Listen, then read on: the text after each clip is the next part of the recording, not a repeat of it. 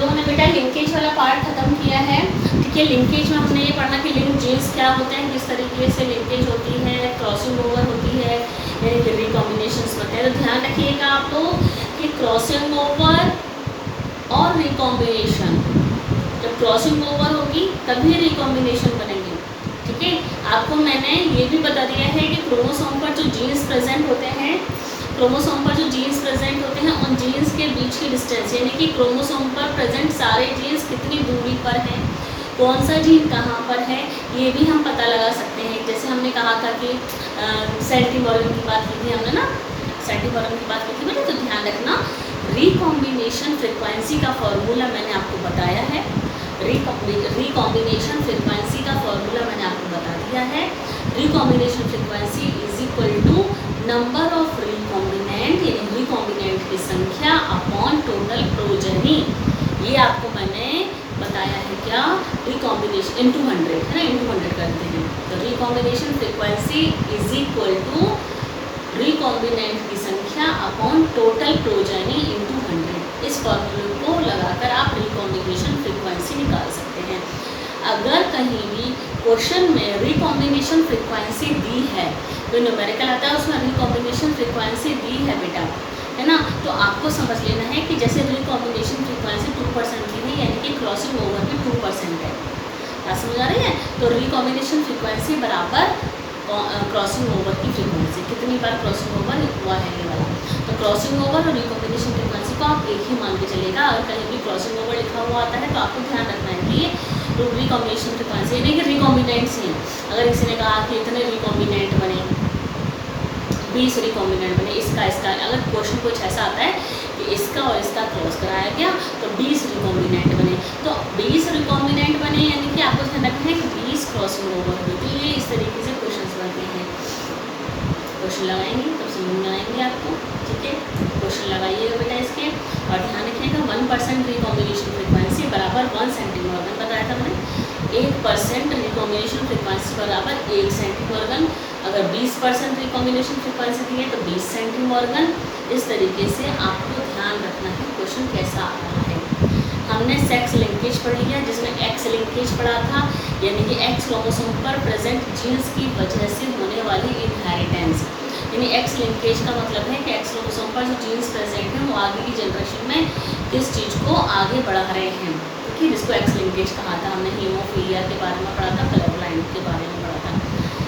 फिर मैंने आपको बेटा होलैंडर जीन बताया था, यानी वाई लिंकेज। वाई लिंकेज का मतलब वाई क्रोमोसोम पर प्रेजेंट जीन्स, और ये तो ऑब्वियसली है कि वाई क्रोमोसोम पर जो जीन्स प्रेजेंट है वो किसके पास जाएंगे, वो तो बेटे के पास ही जाएंगे, पुत्र के पास ही जाएंगे, क्योंकि पुत्री के पास तो एक्स क्रोमोसोम होता ही नहीं है। इसीलिए ध्यान रखिएगा वाई क्रोमोसोम पर प्रेजेंट जीन्स जो होते हैं वो होलैंड्रिक जीन्स कहलाते हैं, और उन जीन्स की वजह से जो कैरेक्टर बनते हैं वो होलैंड्रिक कैरेक्टर्स कहलाते हैं। ठीक है बेटा, ये क्वेश्चन आता है वाई क्रोमोसोम पर प्रेजेंट जीन्स कौन से, होलैंड्रिक जीन्स, जो कि पिता से पुत्र में ही जाएंगे ना, पुत्री में तो नहीं जा सकते।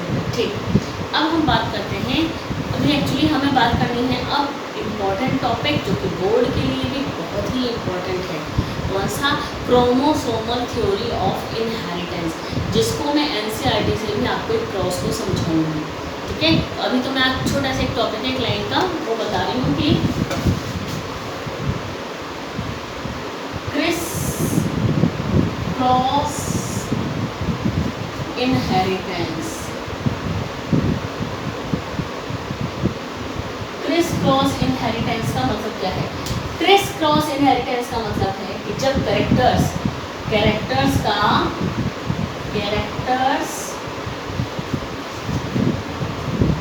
मदर से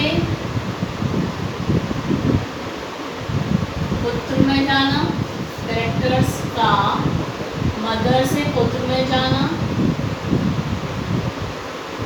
तथा फादर से पुत्री में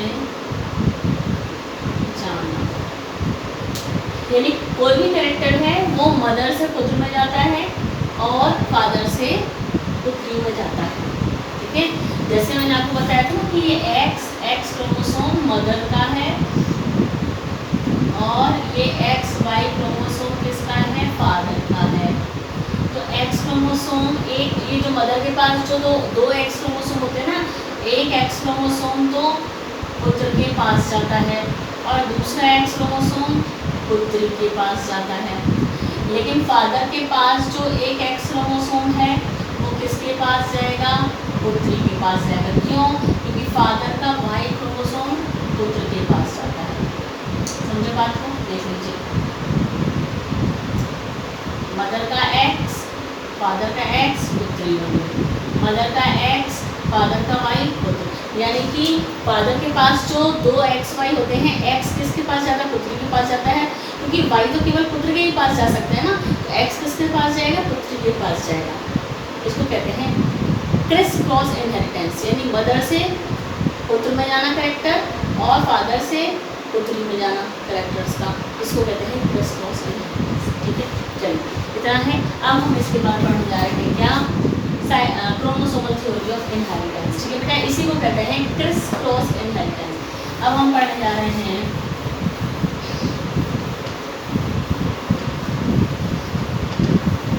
क्रोमोसोमल थ्योरी ऑफ इनहेरिटेंस।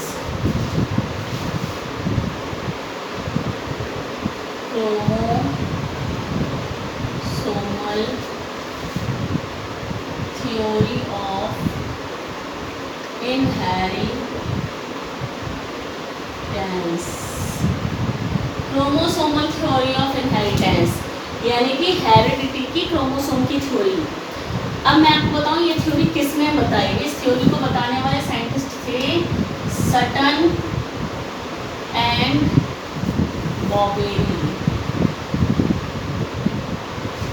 इसको बताने वाले साइंटिस्ट थे सटन एंड बॉवेरी। एक्चुअली क्या था आपको मालूम है कि मेंडल ने जीन्स को क्या कहा था? फैक्टर कहा था। मेंडल ने जीन्स को क्या कहा था? फैक्टर्स कहा था। मेंडल ने जिसको फैक्टर कहा था उसको हम लोग अब क्या कहते हैं? जीन्स कहते हैं। जीन्स क्या है आपको मालूम है? डीएनए के सेगमेंट हैं। 3 साइंटिस्ट जो मेंडल के डेथ के बाद आए थे, कार्ल कॉरेंस और शेनमैक और एक थे हुगो डे व्रीज। ये 3 साइंटिस्ट जो मेंडल के बाद आए थे उन्होंने मेंडल के काम को रीपब्लिश करवाया, ये आपको पता है। ठीक है ना, मेंडल की डेथ के बाद 3 साइंटिस्ट आए थे, उन्होंने मेंडल के काम को रीपब्लिश कराया। फिर उन्होंने ये देखा कि मेंडल जिसको फैक्टर कहा था एक्चुअली वो फैक्टर्स जीन्स ही हैं। एक्चुअली वो फैक्टर्स क्या हैं? जीन्स हैं। क्योंकि जब मेंडल ने काम किया था उस समय तक माइक्रोस्कोप इतने डेवलप नहीं हुए थे, लेकिन जब ये क्रोमोसोमल थ्योरी आई, सटन एंड बॉवेरी ने क्रोमोसोमल थ्योरी ऑफ इनहेरिटेंस दी, उस समय पर माइक्रोस्कोप डेवलप हो चुके थे, माइक्रोस्कोप की डिस्कवरी हो चुकी थी, सेल को बहुत अच्छे से देखा जा सकता था, क्रोमोसोम्स को बहुत अच्छे से देखा जा सकता था। तो ये देखा गया कि सेल के न्यूक्लियस में कलर्ड बॉडी दिखती है, कुछ कलर्ड दिखाई देता है ना। साइंटिस्ट ने ये देखा, इन तीनों साइंटिस्ट ने देखा कि न्यूक्लियस के अंदर, सेल के न्यूक्लियस के अंदर कुछ कलर्ड बॉडीज़ दिखती हैं। उन्होंने उन कलर्ड बॉडीज़ को क्या कह दिया बेटा? उन्होंने उन कलर्ड बॉडीज़ को कहा क्रोमोसोम, क्रोमेटिन। क्या कहा? क्रोमेटिन कहा। तो उन्होंने कहा ये जो कलर्ड बॉडीज़ हैं एक्चुअली क्या हैं? यहाँ पर जो गांठ जैसे स्ट्रक्चर्स बीच में दिख रहे हैं, मोती के जैसे स्ट्रक्चर्स जो बीच में दिख रहे हैं, वो तो जीन्स हैं। ठीक है ना, इसीलिए उसके बाद साइंटिस्ट ने क्या कहा कि जीन्स और क्रोमोसोम्स में सिमिलैरिटी बताई। उन्होंने कहा जिस तरीके से जीन्स हैं उसी तरीके से क्रोमोसोम है। उन्होंने जीन्स और क्रोमोसोम की तुलना करी। क्या करी? जीन्स और क्रोमोसोम की तुलना करी।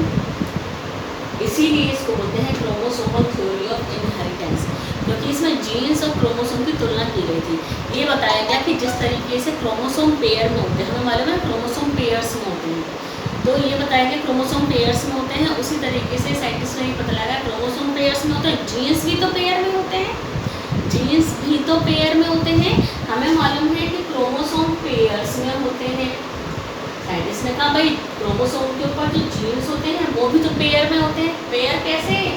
इस जीन के पास 2 एलील हैं, कैपिटल T, इसके पास भी कोई हो सकता है कैपिटल W, कैपिटल। तो पेयर में जीन्स भी है, पेयर में क्रोमोसोम भी है, हो गई तुलना। उन्होंने कहा कि क्रोमोसोम और जीन्स में बहुत सारी समानताएं हैं। एक समानता ये है कि क्रोमोसोम भी पेयर्स में होते हैं और जीन्स भी पेयर में होते हैं।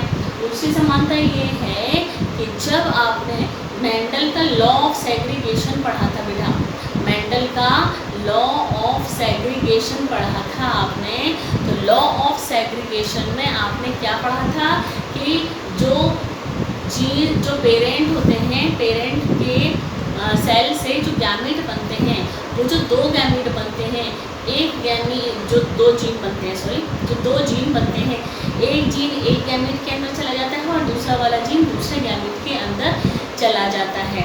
तो हमें ये मालूम है कि जब डीएनए अपनी कॉपी बना लेता है, तो डीएनए अपनी कॉपी बनाता है, तो एक सेल से जब दो सेल बनते हैं, तो डीएनए ने पेरेंट डीएनए ने अपनी कॉपी बना ली, तो एक कॉपी एक गैमीट के अंदर चली गई, दूसरी कॉपी दूसरे गैमीट के अंदर चली गई। ये सारी चीज़ें उसके अंदर बताई गई थी। यानी उन्होंने कहा कि जीन्स भी पेयर में होते हैं, क्रोमोसोम भी पेयर में होते हैं। जीन्स भी जब गैमीट का फॉर्मेशन होता है तो अलग अलग हो जाते हैं। जीन्स भी गैमीट के फॉर्मेशन के दौरान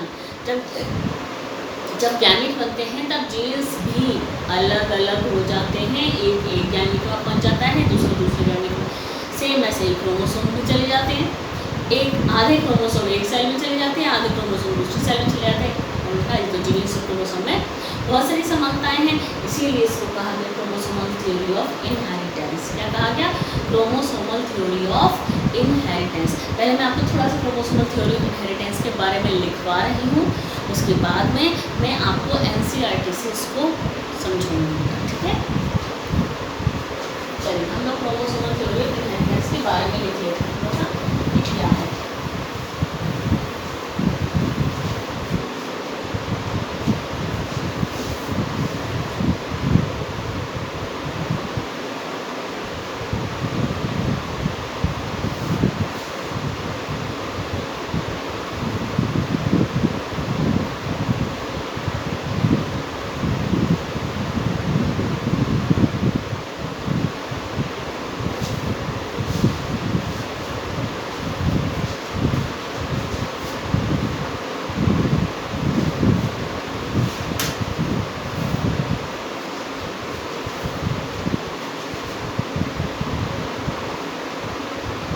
इस थ्योरी को 1902 में वाल्टर सटन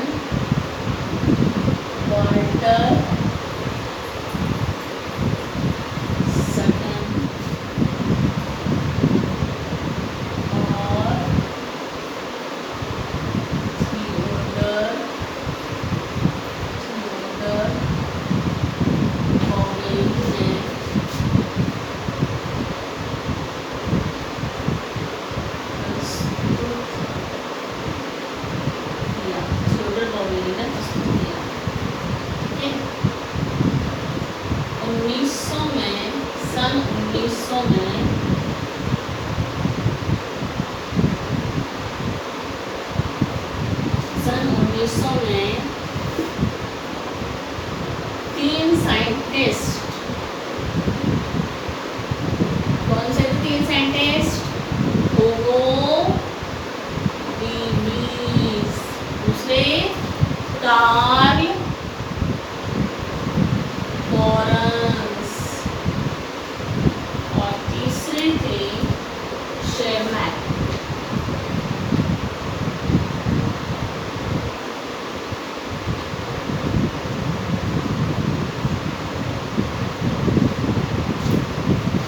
तीन साइंटिस्ट ने मेंडल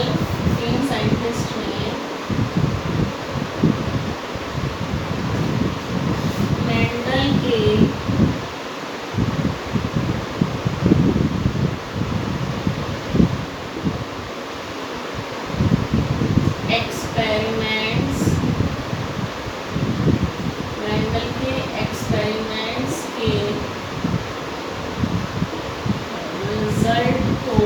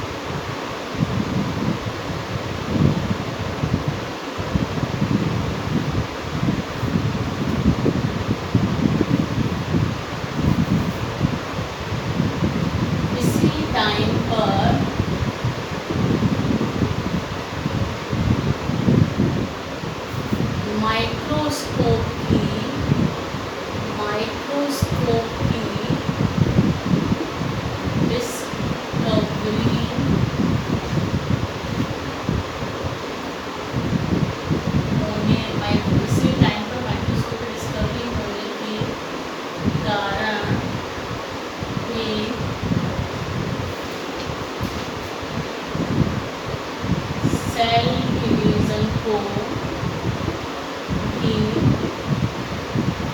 आसानी से देख पाए।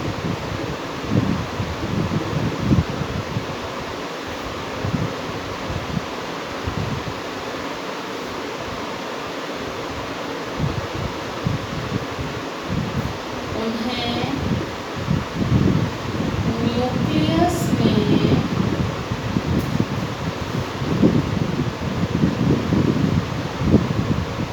कुछ स्ट्रक्चर्स दिखाई दिए जिसे उन्होंने क्रोमोसोम्स कहा।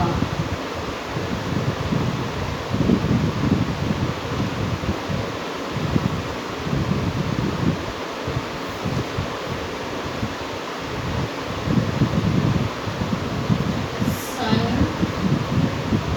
1902 में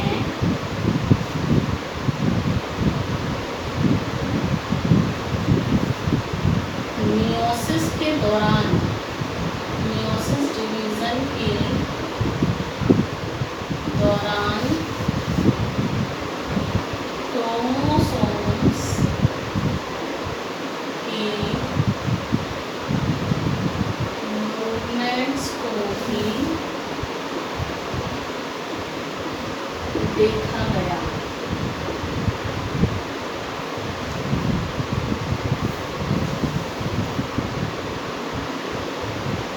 सटन तथा बॉवेरी ने बताया कि क्रोमोसोम्स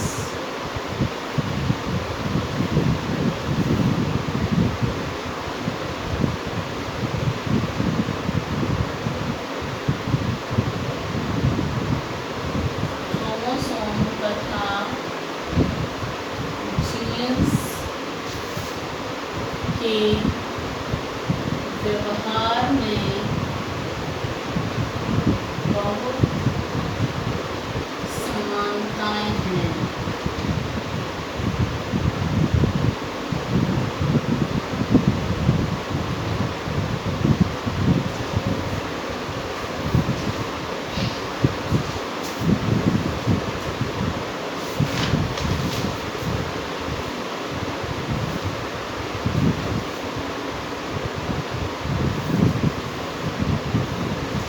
ठीक है, तो ये क्रोमोसोमल थ्योरी ऑफ इनहेरिटेंस में हमने क्रोमोसोम के बारे में था और उन्होंने बताया कि क्रोमोसोम और जीन्स में बहुत सारी समानताएं हैं। देखिए अब मैं आपको एनसीईआरटी से बताती हूँ कि क्या लिखा हुआ है इसमें क्रोमोसोमल थ्योरी ऑफ इनहेरिटेंस में।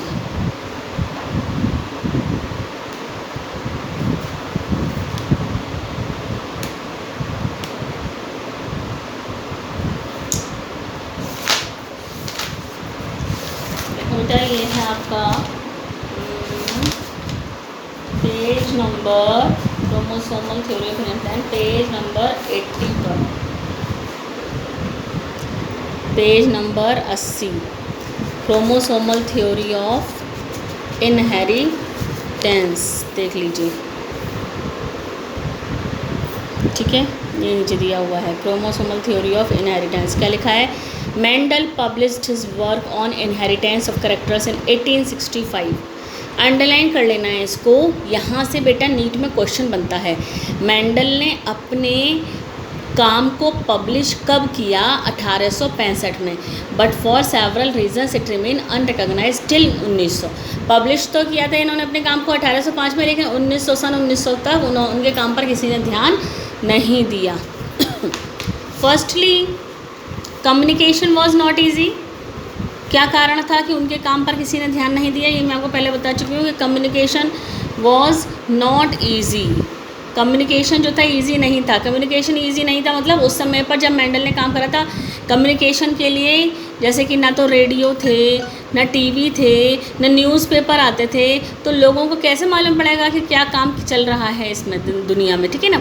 तो कम्युनिकेशन ईजी नहीं था जिस तरीके से अब है in those days, and his work could not be widely publicised, इसलिए पब्लिसिटी नहीं हो सकी, उनके काम को पब्लिसिटी नहीं मिली। Secondly his concept of genes or factors in Mendel's word as stable as discrete units that control the expression of traits of the pair alleles which do not blend with each other was not accepted by his contemporaries as an explanation for the apparently continuous variation seen in nature।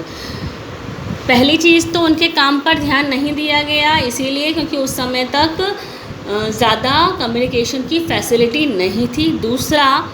दूसरा उन्होंने जो jeans के बारे में बताया कि jeans जो हैं वो स्टेबल होते हैं। स्टेबल यानी उन्होंने कहा कि जीन्स तो स्थायी होते हैं। साइंटिस्ट थे वो ये बात मानने को तैयार ही नहीं थे कि जीन्स जो हैं वो स्टेबल होते हैं, लेकिन मेंडल ने कहा कि जीन्स तो स्टेबल होते हैं। मेंडल ने ऐसा क्यों कहा था कि जीन्स स्टेबल होते हैं? मेंडल ने ऐसा इसीलिए कहा था कि जीन्स स्टेबल होते हैं क्योंकि मेंडल ने क्या बताया था? मेंडल ने डिसकंटिन्यूअस वेरिएशन को बताया था। क्या बताया था? डिसकंटिन्यूअस वेरिएशन को बताया था। तो उन्होंने कहा, मतलब साइंटिस्ट ने क्या देखिए लिखा हुआ है। एक दूसरी चीज़ उन्होंने बताया कि कैरेक्टर्स जो हैं वो जो जीन्स के जो एलील होते हैं वो आपस में ब्लेंड नहीं होते हैं। ये मैंने आपको बताया था। ब्लेंडिंग इनहेरिटेंस को नहीं बताया मेंडल ने, ब्लेंडिंग इनहेरिटेंस को नहीं बताया था। मेंडल ने ये नहीं कहा था कि एक जीन के पास जो दो एलील होते हैं वो आपस में मिक्स हो जाते हैं, ये मेंडल ने नहीं बताया था। साइंटिस्ट को इस पर विश्वास नहीं था। मतलब मेंडल ने कहा स्टेबल होते हैं भाई, जीन्स स्टेबल नहीं होते हैं। साइंटिस्ट ने कहा नहीं भाई जीन्स स्टेबल नहीं होते। मेंडल ने कहा जीन्स स्टेबल होते हैं। दूसरा मेंडल ने ये कहा था कि स्टेबल होते हैं, डिस्क्रीट यूनिट्स होते हैं। डिस्क्रीट यूनिट्स का मतलब होता है कि जो कि अलग अलग केमिट के अंदर पहुंचते हैं, ठीक है ना। That controlled by the expression of traits, यानी जो एक्सप्रेस होते हैं traits, and of the pair of allele which do not blend with each other. उन्होंने कहा एलील जो है वो ब्लेंड नहीं होते हैं। Was not accepted by his contemporary as an explanation for the apparently continuous variation seen in nature. क्योंकि scientist तो लगातार कंटिन्यूस वेरिएशन को देख रहे थे, है ना। साइंटिस्ट क्या देख रहे थे? कंटिन्यूस वेरिएशन को, जबकि मेंडल ने यहाँ क्या बता दिया? Discontinuous variation. बात को समझे ना। साइंटिस्ट क्या कह रहे थे कि भाई इस समय नेचर में कंटिन्यूस वेरिएशन दिख रहा है, नेचर में कंटिन्यूस वेरिएशंस दिख रहे थे। कंटिन्यूस वेरिएशन से नहीं, उन्होंने कहा कि जो करेक्टर्स हैं वो ऐसा नहीं कि या तो ये, उनके बीच के भी बहुत सारे एवरेज हैं, ऐसा कहा। क्योंकि उस समय नेचर में दिखाई दे रहा था कि कंटिन्यूस वेरिएशन है। मेंडल ने कैसे बता दिया कि डिसकंटिन्यूस वेरिएशन है, जिससे साइंटिस्ट उनकी बात को मान नहीं रहे थे, इसीलिए उनके काम को महत्व नहीं दिया गया। थर्डली, तीसरा कारण क्या था उनके काम को सक्सेस ना होने की? Mendel's approach of using mathematics to explain biological phenomena was totally new and unacceptable to many of the biologist of his time. मैंने आपको कहा था मेंडल जो थे मैथ के स्टूडेंट थे, उन्होंने मैथ का जो डेटा निकालते हैं ना, स्टैटिक एनालिसिस करते हैं, वो उन्होंने बायोलॉजी में कर दी। तो साइंटिस्ट ने कहा ये कैसे कर दी बायोलॉजी में मैथ की चीज़ को कैसे? तो साइंटिस्ट उसको अनएक्सेप्ट कर रहे थे, स्वीकार नहीं करने को तैयार थे। ये भी कारण हुआ उनको सक्सेस ना मिलने का, उनके काम को सक्सेस ना मिलने का। फाइनली दो Mendel's work suggested that factors were discrete units, he could not provide any physical proof for the existence of factors or say that they were made of। Mendel ने सिर्फ ये बताया कि जो जीन्स होते हैं, यानी मेंडल ने जीन्स को तो क्या कहा था? मेंडल ने जीन्स को फैक्टर कहा था। तो मेंडल ने कहा फैक्टर्स जो होते हैं यानी कि जीन्स, मेंडल ने कहा जीन्स जो होते हैं वो डिस्क्रीट यूनिट्स होते हैं। क्या होते हैं? डिस्क्रीट यूनिट्स होते हैं। डिस्क्रीट यूनिट्स अलग अलग जनरेशन में अलग अलग गैमेट के अंदर पहुंच जाते हैं। क्यों? क्योंकि उन्होंने, मेंडल ने तो उन्हीं कैरेक्टर की स्टडी की थी जो अलग अलग क्रोमोसोम पर जीन्स प्रेजेंट थे। अलग अलग क्रोमोसोम पर जो जीन्स प्रेजेंट थे उन्हीं की उन्होंने स्टडी की थी। मैंने आपको बताया था उन क्रोमोसोम की स्टडी मेंडल ने की ही नहीं थी जो कि जीन्स एक ही क्रोमोसोम पर दो जीन्स प्रेजेंट है, उनकी स्टडी नहीं की थी। मेंडल ने उन्हीं की स्टडी करी, केवल जो क्रोमोसोम्स जो जीन्स अलग अलग क्रोमोसोम पर प्रेजेंट थे, ठीक है। तो उनके काम को इसीलिए ज़्यादा लोगों ने माना नहीं। लेकिन सन 1900 में 3 साइंटिस्ट आए, मालूम है आपको कौन कौन से? उन्होंने मेंडल के काम को अलग से वेरीफाई किया और उन्होंने मेंडल के काम को बहुत अच्छा बताया। Also by this time due to advancement in microscopy that were taking place, और उसी टाइम पर जब सन 1900 में तीनों साइंटिस्ट है, उस समय तक माइक्रोस्कोप भी डेवलप हो चुके थे, तो और अच्छा काम हो गया। तो साइंटिस्ट जो थे वो तीनों साइंटिस्ट सेल डिवीजन को देख पाए। This lead to the discovery of structure in the nucleus that appear to the double and divide just before cell division.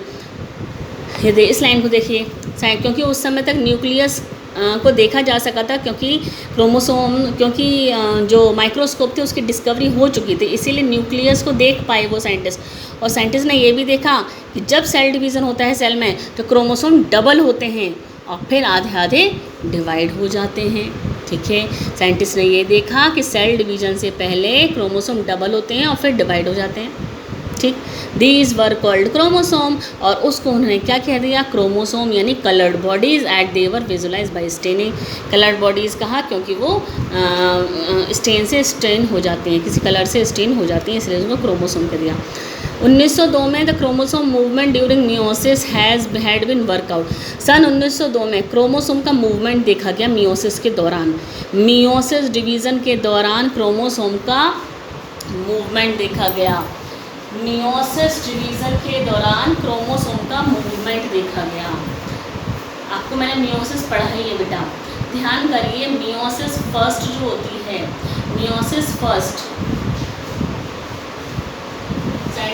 तीनों साइंटिस्ट ने क्या किया कि माइक्रोस्कोप तो डेवलप हो चुके थे उस समय तक, तो इन्होंने क्या किया कि ये देखा कि सेल डिवीज़न के दौरान, यानी मियोसिस डिवीज़न के दौरान किस तरीके से क्रोमोसोम डिवाइड होते हैं।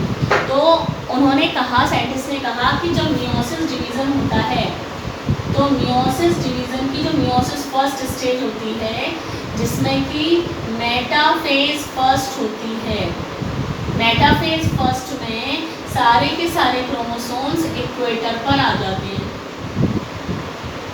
है ना, इक्वेटर पर आ गए, यहाँ पोल यहाँ पोल, ये सारे क्रोमोसोम इक्वेटर पर आ जाते हैं। ये पढ़ा था हमने बेटा, है ना, मेटाफेज फर्स्ट में। उन्होंने कहा एनाफेज फर्स्ट जो होती है, एनाफेज फर्स्ट में क्रोमोसोम बीच में से टूट जाता है, सेंट्रोमियर से टूटता है ना। तो अगर इसमें 1 2 3 4 5 6 7 8 हैं, 8 के कितने बन गए 16, 8 के कितने बन गए 16, क्योंकि एनाफेज फर्स्ट में आपको मालूम है, एनाफेज फर्स्ट में या एनाफेज में क्रोमोसोम पोल की तरफ जाना शुरू कर देते हैं, और एनाफेज फर्स्ट में सेंट्रोमियर बीच में से टूट जाता है। सेंट्रोमियर बीच में से टूट गया तो क्रोमोसोम के 2 भाग हो गए, आधे क्रोमोसोम इधर जाएंगे, आधे इधर जाएंगे, यानी 8 आ गए इधर, 4 5 6 7 8, 1 2 3 4 5 6, ठीक है, 2 4 6 8, 2 2 8 आ रहे हैं इधर, 8 इधर, यहाँ पोल ऐसे, है ना, 8 करेंगे। फिर ये जो आप टीलोफेज आगे चलेगी तो आगे इनसे जो गैमेट बनेंगे, तो जो 2 सेल इनसे बनेंगे और 2 सेल के अंदर 8 8 पहुँचेंगे।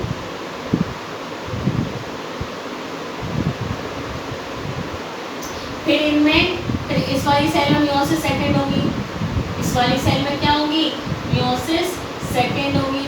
जब इस वाली सेल में मियोसिस सेकंड होगी तो मियोसिस सेकंड में भी तो वही सारी स्टेजेस चलेंगी, तो मियोसिस सेकंड में भी तो मेटाफेज आएगी। तो ये वाली सेल जब मियोसिस करेगी तो इसमें भी 8 क्रोमोसोम है, तो 8 यूं अरेंज हो जाएंगे इक्वेटर पर। और क्या आपको मालूम है कि मेटाफेज सेकंड में इक्वेटर पर अरेंज हो जाते हैं, ये इक्वेटर पर अरेंज हो गए। और फिर इसके बाद एनाफेज सेकंड आएगी।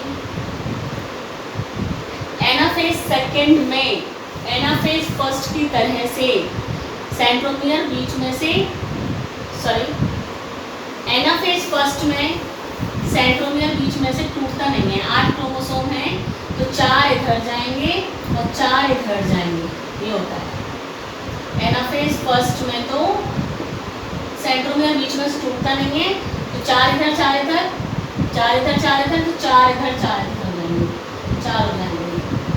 अब ये 4 जो हैं, अब ये जो 4 है, 4 यानी 2 पेयर, अब ये क्या करेंगे, एनाफेज सेकंड।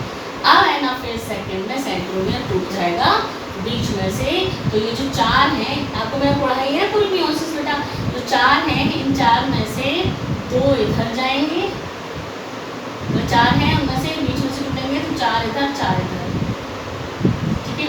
फिर ये आगे अपने जो गैमेट बनाएंगे उनमें 4 4,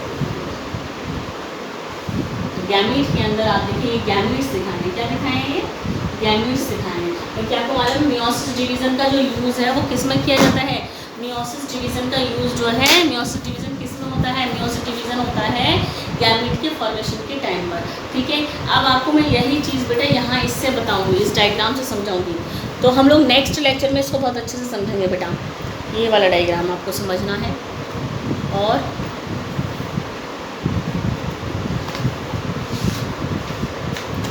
ये वाला डायग्राम आपको समझना है। ये डायग्राम और जो मैंने पीछे दिखाया था वो क्या है पता है? जो मैंने आपको ये समझाया है, जो मैंने आपको ये पूरा समझाया है ना मियोसिस, वही इसमें इस ऐसे डायग्राम के द्वारा समझाया गया है, ठीक है। इस डायग्राम को हम लोग, इस डायग्राम को, पीछे वाले डायग्राम को बेटा थोड़ा आराम से समझेंगे, कल समझेंगे, इसलिए नेक्स्ट लेक्चर में अब हम लोग कल समझेंगे।